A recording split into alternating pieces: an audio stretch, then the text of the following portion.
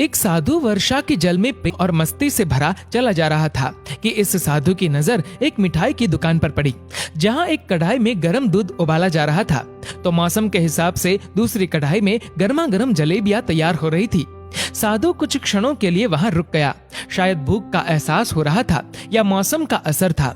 साधु हलवाई की भट्टी को बड़े गौर से देखने लगा। साधु कुछ खाना चाहता था, लेकिन साधु की जेब ही नहीं थी तो पैसे भला कहां से होते।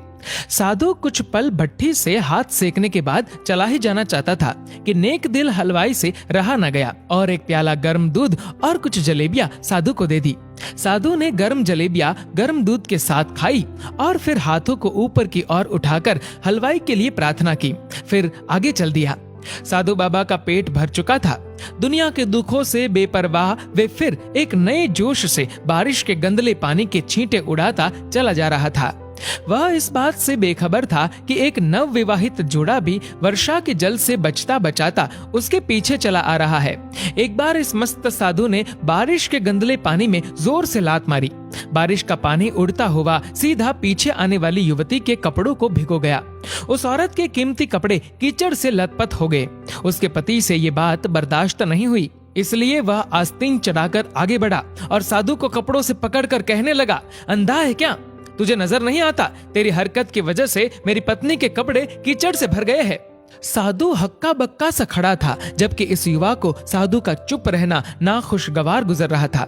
महिला ने आगे बढ़कर युवक के हाथों से साधु को छुड़ाना भी चाहा, लेकिन युवक की आंखों से निकलती नफरत की चिंगारी देख वह भी फिर पीछे खिसकने पर मजबूर हो गई।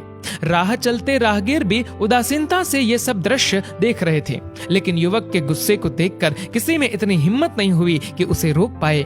और आखिर जवानी के नशे में चूर इस युवक ने एक जोरदार थप्पड़ साधु के चेहरे पर जड़ दिया। बूढ़ा मलंग थप्पड़ की ताब ना झेलता हुआ लड़खड़ाता हुआ कीचड़ में जा गिरा। युवक ने जब साधु को नीचे गिरता देखा तो मुस्कुराते हुए वहां से चल दिया। बूढ़े साधु ने आकाश की ओर देखा और उसके होठों से निकला, वाह मेरे भगवान, कभी गर्म दूध जलेबियां और कभी गर्म गर्म थप्पड़, लेकिन जो तू चाहे मुझे भी वही पसंद है। ये कहता हुआ वह एक बार फिर अपने रास्ते पर चल दिया। दूसरी ओर वह युवा जोड़ा अपनी मस्ती को समर्पित अपनी मंजिल की ओर अग्रसर हो गया। थोड़ी ही दूर चलने के बाद वे एक मकान के सामने पहुंचकर रुक गए। वह अपने घर पहुंच गए थे। वे युवक अपनी जेब से चाबी निकालकर अपनी पत्नी से हंसी मजाक करते हुए ऊपर घर की सीढ़ियां चढ़ रहा था। बारिश के कारण सीढ़ियों पर फिसलन हो गई थी। अचानक युवक का पैर फिसल गया और वह सीढ़ियों से नीचे गिरने लगा। महिला बहुत जोर से शोर मचाकर लोगों का ध्यान अपने पति की ओर आकर्षित करने लगी, जिसकी वजह से काफी लोग तुरंत सहायता के लिए युवक की ओर लपके, लेकिन देर हो चुकी थी। युवक का सर फट गया था और कुछ ही देर में ज्यादा खून बह जाने के कारण इस नौजवान युवक की मौत हो गई।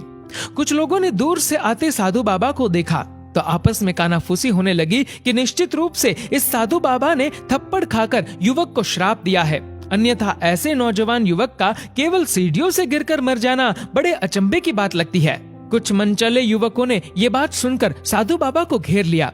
एक युवक कहने लगा कि आप कैसे भगवान के भक्त हैं, जो केवल एक थप्पड़ के कारण युवा को श्राप दे बैठे। भगवान के भक्त में रोष व गुस्सा हरगिज नहीं होता। आप तो जरा सी असुविधा पर भी धैर्य न रख सके। साधु बाबा कहने लगा, भगवान की कसम, मैंने इस युवा को श्राप नहीं दिया। अगर आपने श्राप नहीं दिया तो ऐसा नौजवान युवा सीढ़ियों से गिरकर कैसे मर गया? तब साधु बाबा ने उन सब से एक अनोखा सवाल किया कि क्या आप में से कोई इस घटना का चश्मदीद गवाह है? एक युवक ने आगे बढ़कर कहा, हाँ, मैं इस सब घटना का चश्मदीद गवाह हूँ। साधु ने अगला सवाल किया, मेरे कदमों से जो कीचड़ उछला था, क्या उसने युवा के कपड़ों को दागी किया था? युवक बोला, नहीं, लेकिन महिला के कपड़े जरूर खराब हुए थे। साधु ने युवक की बाहों को थामते हुए पूछा, फिर युवक ने मुझे क्यों मारा? युवक कहने लगा, क्योंकि वह युवा इस महिला का पति था और यह बर्दाश्त नहीं कर सका कि कोई उसकी पत्नी के कपड़ों को गंदा करे, इसलिए उस युवक ने आपको मारा। युवक की बात सुनकर साधु बाबा ने एक जोरदार ठहाका बुलंद किया और यह कहता हुआ वहां से विदा हो गया, तो भगवान की कसम, मैंने श्राप कभी किसी को नहीं दिया, लेकिन कोई है जो मुझसे बहुत प्रेम करता है। अगर उसका यार सहन नहीं कर सका तो मेरे यार को कैसे बर्दाश्त होगा कि कोई मुझे मारे। और मेरा यार इतना शक्तिशाली है कि दुनिया का बड़े से बड़ा राजा भी उसकी लाठी से डरता है। उस भगवान की लाठी दिखती नहीं और आवाज भी नहीं करती, लेकिन पड़ती है तो बहुत दर्द देती है। हमारे कर्म ही हमें उसकी लाठी से बचाते हैं, बस कर्म अच्छे होने चाहिए। हमारी संपत्ति के उत्तराधिकारी अनेक लोग हो सकते हैं, लेकिन कर्मों के उत्तराधिकारी केवल हम स्वयं ही होते हैं। दोस्तों, इस वीडियो को लेकर आपकी क्या राय है नीचे कमेंट करके जरूर बताएगा। और अगर आपको ये वीडियो अच्छा लगा हो तो इस वीडियो को लाइक करेगा, शेयर करेगा ज्यादा से ज्यादा लोगों तक। और ऐसे ही और भी इंस्पिरेशनल वीडियोस के लिए सब्सक्राइब करें हमारे यूट्यूब चैनल को और फेसबुक पर फॉलो करें हमारे पेज को। धन्यवाद।